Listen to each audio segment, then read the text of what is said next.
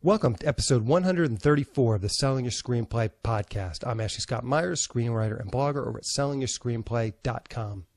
Today I'm interviewing writer-director Christian Sesma, who wrote the recent feature film Vigilante Diaries.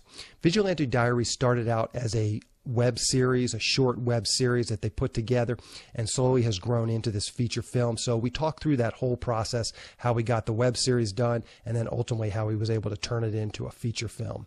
So stay tuned for that. If you find this episode valuable, please help me out by giving me a review in iTunes or leaving a comment on YouTube or retweeting the podcast on Twitter or liking it on Facebook. These social media shares really do help spread word about the podcast, so they're very much appreciated. Any websites or links that I mention in the podcast can be found on my blog in the show notes. I also publish a transcript with every episode in case you'd rather read the show or look at something later on. You can find all the podcast show notes at www.sellingyourscreenplay.com/podcasts. If you want my free guide, How to Sell a Screenplay in 5 Weeks, you can pick that up by going to sellingyourscreenplay.com/guide. It's completely free. You just put in your email address and I'll send you a new lesson once per week for 5 weeks, along with a bunch of bonus lessons. I teach the whole process of how to sell your screenplay in that guide, how to write a professional logline inquiry letter, how to find agents, managers, and producers who are looking for material. Really is everything you need to know to sell your screenplay. Just go to sellingyourscreenplay.com/guide. So I'm now deep into production on my crime thriller feature film, The Pinch. We're shooting July 9th through July 29th, so I'm pre-recording a bunch of podcast episodes in late June, so I'll be able to keep publishing the podcast through July while I'm out shooting the film. I'm going to try and put out updates through the various social media channels, so please follow me on Twitter, and that's twitter.com/Ashley Myers, or like SYS on Facebook, that's facebook.com/sellingyourscreenplay, or subscribe to our YouTube channel, which is youtube.com/sellingyourscreenplay. And I just set up a new Instagram account, which is instagram.com/Ashley Scott Myers. I have someone who will be shooting some behind the scenes footage, so I'll try and get that posted to YouTube and Facebook as we're shooting. And I will have my cell phone and just snap some pictures, and I'll try and publish those to Twitter and Instagram. So keep an eye out for all of that and wish me luck. So I will keep new episodes coming out through July, but I won't be able to give real-time updates. So check out my various social media channels for those real-time updates on the shooting of The Pinch. And once the movie is completed, I'll be back and I'll give a full wrap-up of the entire process of shooting the film. So that's what I'm working on. So now let's get into the main segment. Welcome, Christian, to the Selling Your Screenplay podcast. I really appreciate you coming on the show with me. My pleasure, my pleasure. So to start out, maybe you can give us a quick overview of your background, kind of how you got into the business and got your first couple of professional credits. Sure, it's pretty pretty abnormal, if you will. I mean, very non-linear as opposed to kind of somebody going through like the film school route or things like that. I went to San Diego State University, got my degree in anthropology of all things. In the meantime, I was always, writing, short stories, and having grown up an absolute movie buff and in the theaters every weekend, this, that, and the other. And it's a true story, it's going to sound funny, but in 2003, my appendix ruptured and I ended up in the hospital for about a month. And in that hospital bed, I had so much time, I ended up reading Robert Rodriguez's 10-minute film school article and ended up reading Rebel Without a Crew. And that inspired me to maybe pick up a camera and do a short film, just for fun. It was one of those kind of big moments that I got inspired to do that. And again, I never been formally trained in screenplay writing or even filmmaking, but I was inspired, because I think it was just about going up and taking that inspiration and putting some action behind it and doing it. So I picked up a small little camera and I picked up about a bunch of screenplays that I really, really liked as movies and started kind of teaching myself the style and structure of screenplay writing. And a year later, I made a short film that entered into the Short Film Festival in Palm Springs, where I was born and raised. And that was it. It was it was on after that. I made another short film in 2006. I scrounged up like $20,000 from family member and friends, and made my first full-length feature film. And at that time, it got bought by a small company, but it was put out in Blockbuster and Fry's and things like that. It's been going well ever since in a nutshell. So that's really been, my film school and my early start. It's been a very public ride where kind of all the mistakes and things I've learned is on shelves. It's all out there. It's really all out there, which is very, it's very rare. Usually you make all your mistakes in film school. Well, not all your mistakes. But I'm saying you really learn the craft in film school, at least the basics. And then you go out, you do a thesis project, do a short, and then you kind of hopefully go out and start making narratives if that's what you want to do. But, I was kind of a trial by fire, pick it up and learn as you go type filmmaker, very guerrilla filmmaking, just, very Rodriguez-esque. So that's my story, and so I think it's been going ever since. Yeah. How many shorts did you do? I did two short films. And then you went on, and what was the name? Okay. One was called Cycles, the other one was called Things That Go Bump in the Night. Okay, and then what was the first feature? That was the one 6:30 that's listed on IMDb? 6:30, yeah, that was very small little thing we did. For, like I said, under 20,000, and we did that, and then I did another little small, low budget indie film, a little horror film. But those were kind of where I started kind of learning the basics of filmmaking, and what I consider my true first indie film was Shoot the Hero in 2010, which kind of had a decent indie budget. So. Yeah. So let's dig into Vigilante Diaries. That's your most recent film you wrote and directed. Maybe you can just start out by giving us a quick logline or pitch for it. See that one more time, the pitch story? Yeah, maybe you can just give us the logline or the pitch for Vigilante Diaries. Yeah, so Vigilante Diaries is about a street superhero followed by a documentary filmmaker.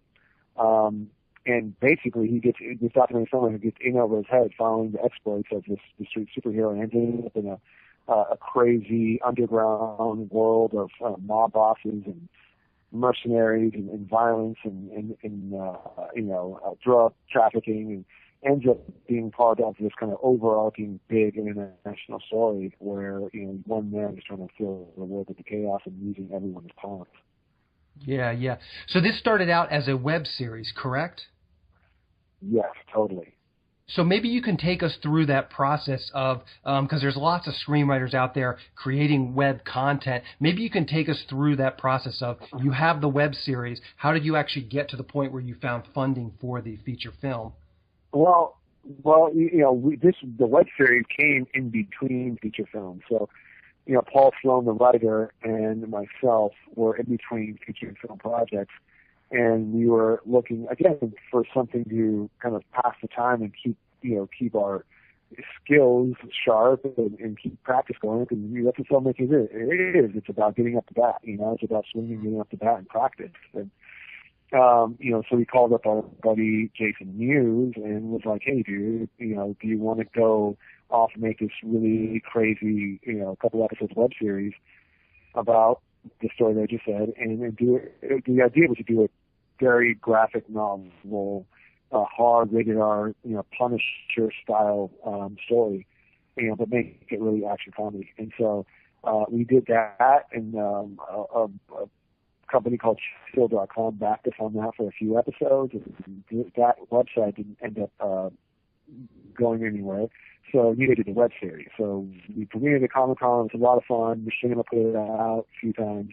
And that was it. It just died. And a year later, my producing buddy, who also plays a character in the movie, Mike Hatton, and his financier, Oscar Akopian, came forward and said, "Hey, this was after they had seen Paul and I's last movie called The Night Crew, which is a really fun action horror movie."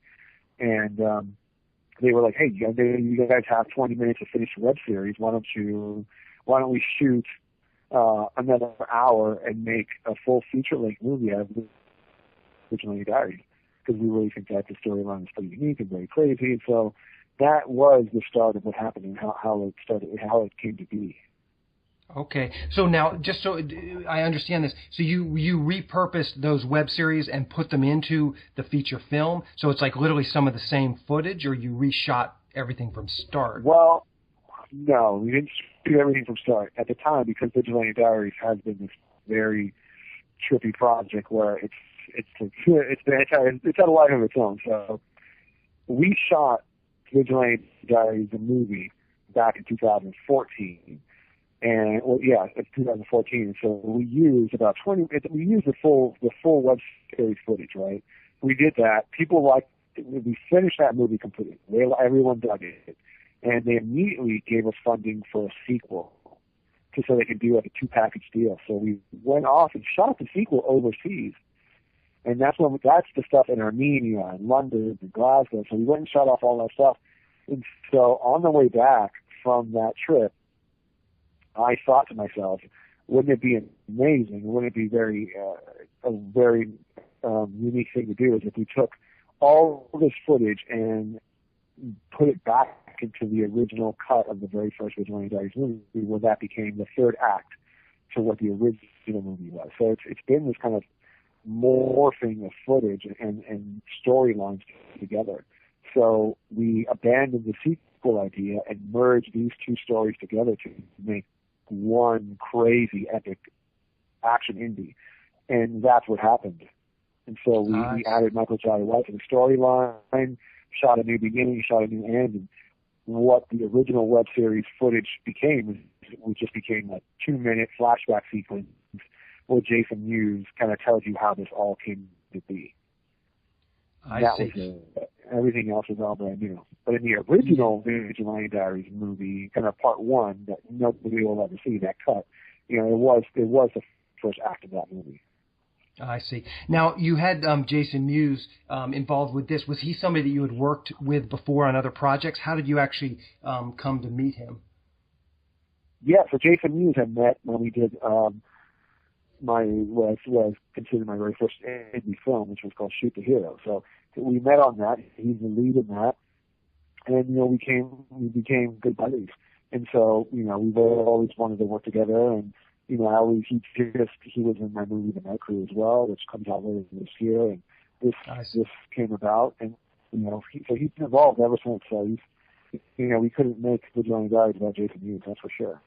Yeah. Now, take us through, you said you got some funding for this web series. How did you go about getting that? Obviously, with a web series, there's not a lot of chance of recouping the money, so it's always difficult to raise money for shorts and for web series and stuff. How did you get some financing?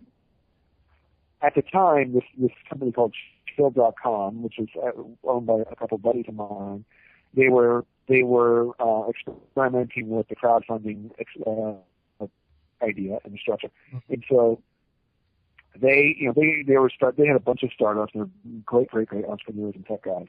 And so, they were going into the entertainment kind of side of it. And instead of doing it like a pure Indiegogo or GoFundMe or whatever, what they did was they put up the initial seed money to do 2 episodes. And based on that, people would buy the episodes on Chill.com and then further fund the further episodes, and that's how the idea was.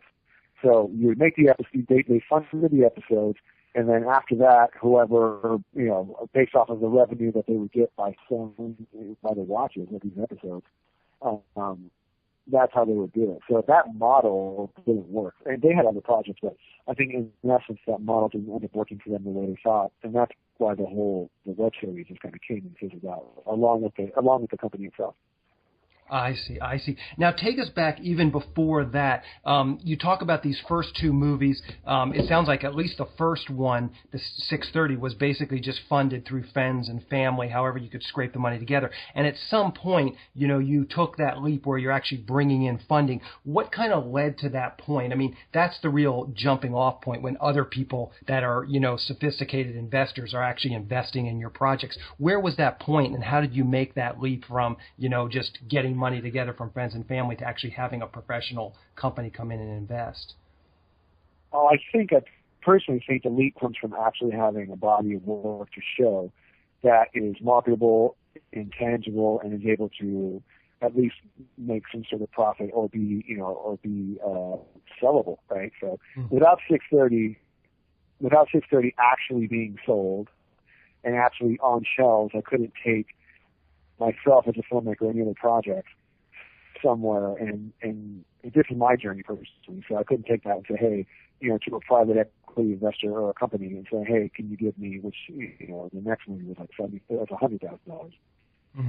Could you guys, do $100,000 for another independent film, et cetera, et cetera. So I do think that whether you're a filmmaker with a you definitely have to have something to show, right? Especially now more than ever. Short films, sizzle reels, something to show that, it's filmmaking as highly skilled art form as it is, it absolutely is a business. So you have to really embrace that idea and that fact that, you are entering into a business, and you have to approach each movie like a startup company, so you have to make sure that your packages are correct and, your business plan is correct, and what makes you sellable, what makes you think that it'll do well in the marketplace, as an investor going to throw away, hundreds of thousands of millions of dollars on you, and are you a safe bet, things like that. So it isn't just about having a good idea and somebody giving you money. It's a very complicated thing. I think to kind of mitigate that complication, you have to be, you have to have a business mindset on some level. Yeah. So how can people see Vigilante Diaries? Do you know what the release schedule is? Yeah, absolutely. Vigilante Diaries comes out this Friday, June 24th, in select theater and iTunes. Okay. And then July 5th, it hits Blu-ray, video on demand, and DVD everywhere. Perfect. And I always like to just wrap up the interviews by asking the guest to share whatever he's comfortable with in terms of social media. If you're on Twitter or Facebook, you can mention those handles, just for something so people can kind of keep up. Of course. They can obviously find me on Facebook, Christian Sesma on Facebook, or on Instagram and Twitter, and that's at Seskri, Seskri.